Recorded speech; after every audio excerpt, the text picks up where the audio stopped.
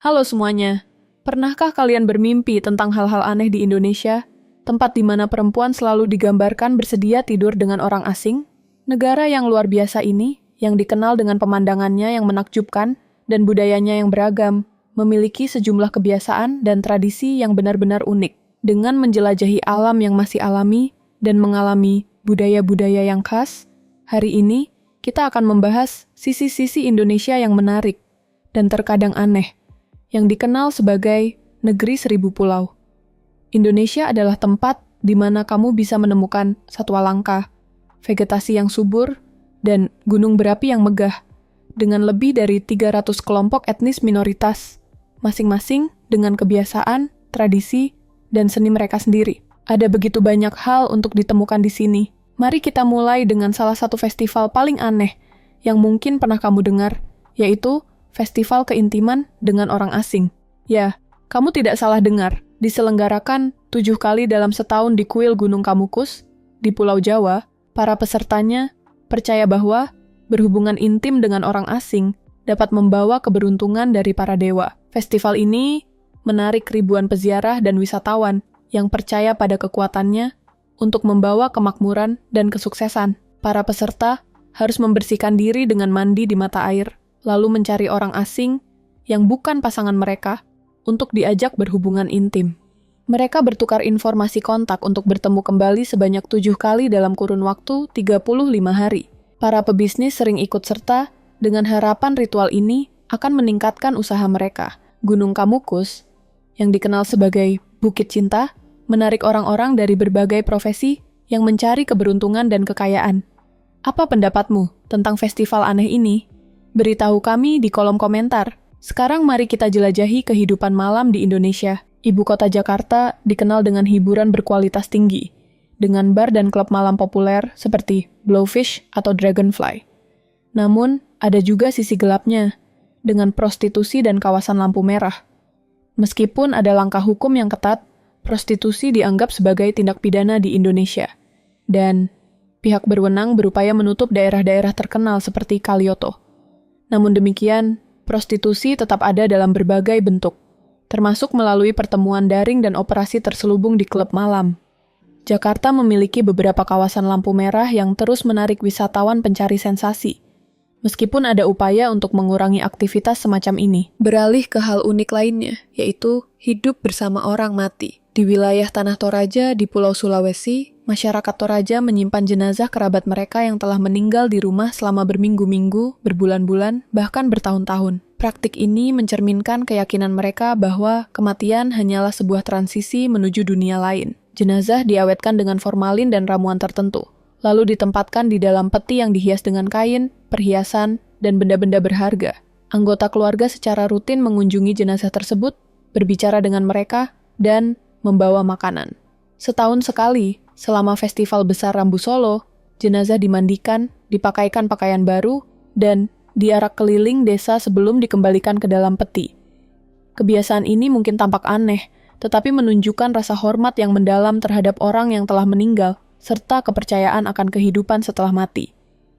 Apa pendapatmu tentang kebiasaan hidup bersama orang mati ini? Meskipun memiliki beberapa festival yang terkesan liberal, Indonesia memiliki hukum yang ketat, termasuk terhadap keintiman sebelum menikah dan hidup bersama tanpa ikatan pernikahan. Keterlibatan dalam hubungan di luar pernikahan dapat berujung pada hukuman penjara, dan hukum ini berlaku bagi warga Indonesia maupun orang asing. Di beberapa daerah, hukum syariah diterapkan, dengan hukuman yang mencakup cambukan di depan umum untuk pelanggaran seperti perzinaan dan konsumsi alkohol.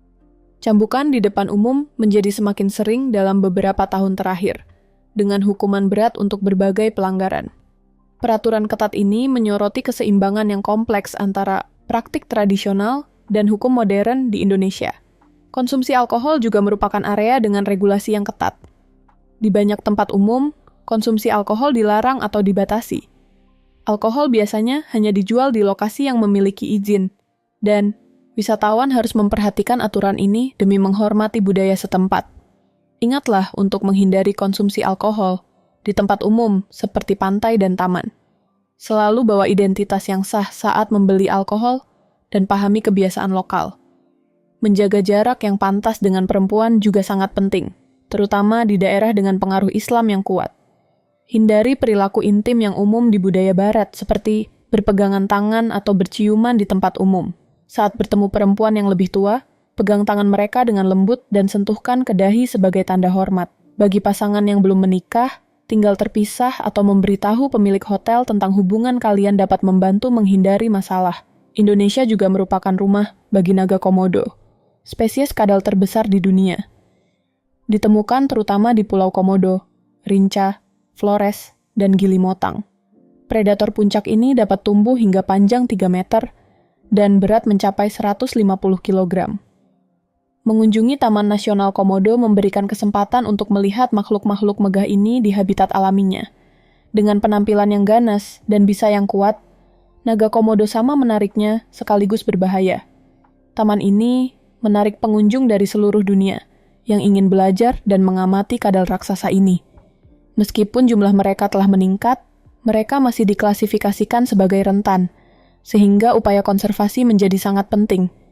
Apa pendapatmu tentang naga ini? Bagikan pikiranmu di kolom komentar sekarang juga. Di Pulau Buton terdapat sebuah suku yang dikenal karena mata mereka yang berwarna biru mencolok, yang disebabkan oleh sindrom Waardenburg, suatu kondisi genetik langka. Sindrom ini memengaruhi pigmentasi, sehingga menghasilkan mata biru atau abu-abu kebiruan, dan terkadang rambut putih atau pirang terang.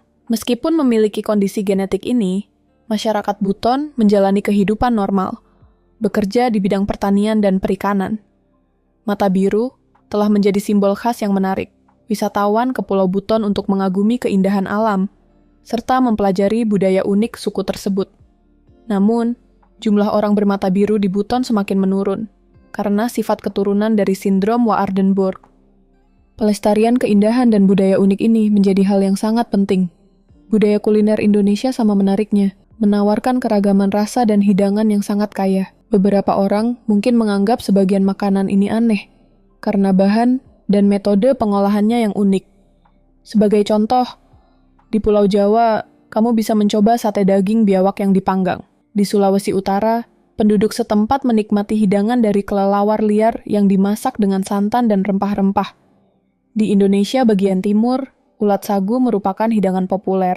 Jangan lewatkan kesempatan untuk mencoba sate ular di Jakarta atau menyeruput arak tradisional yang dicampur dengan darah ular dan madu. Hidangan-hidangan ini, meskipun tidak biasa, merupakan bagian dari dunia kuliner Indonesia yang penuh daya tarik. Apakah kamu bersedia mencoba makanan-makanan ini? Beritahu kami di kolom komentar. Sekarang mari kita bahas isu yang serius. Sepertiga perempuan di Indonesia mengalami kekerasan. Sebuah survei nasional menunjukkan bahwa 33% perempuan berusia antara 15 hingga 64 tahun mengalami kekerasan dalam hidup mereka, dengan tingkat yang lebih tinggi di kalangan perempuan berpendidikan di wilayah perkotaan. Kekerasan sering terjadi di dalam rumah tangga, tetapi pelecehan di ruang publik juga sangat umum. Lebih dari 60% perempuan mengalami pelecehan verbal, dan lebih dari setengahnya mengalaminya sebelum berusia 16 tahun.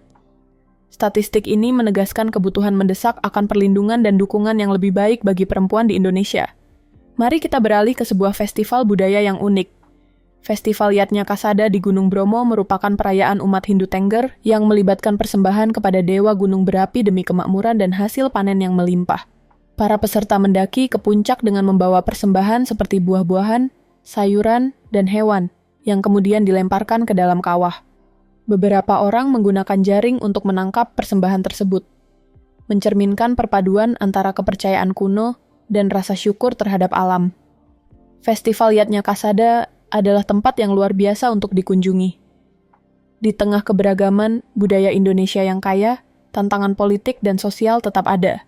Namun demikian, adat istiadat dan festival unik, kehidupan malam yang semarak, serta satwa liar yang eksotis, menjadikan negara ini destinasi yang sangat menarik bagi para pelancong petualang.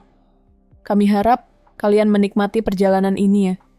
Ini melalui sisi-sisi Indonesia yang aneh dan menakjubkan. Apakah kamu ingin mengunjungi Indonesia untuk mengalami semua hal ini secara langsung? Apakah ada topik lain yang ingin kamu bahas? Silakan, tuliskan di kolom komentar dan bagikan pendapatmu. Terima kasih telah menonton video kami. Jangan lupa untuk memberi like, membagikan, dan berlangganan agar tetap mendapatkan video terbaru kami. Sampai jumpa di lain waktu.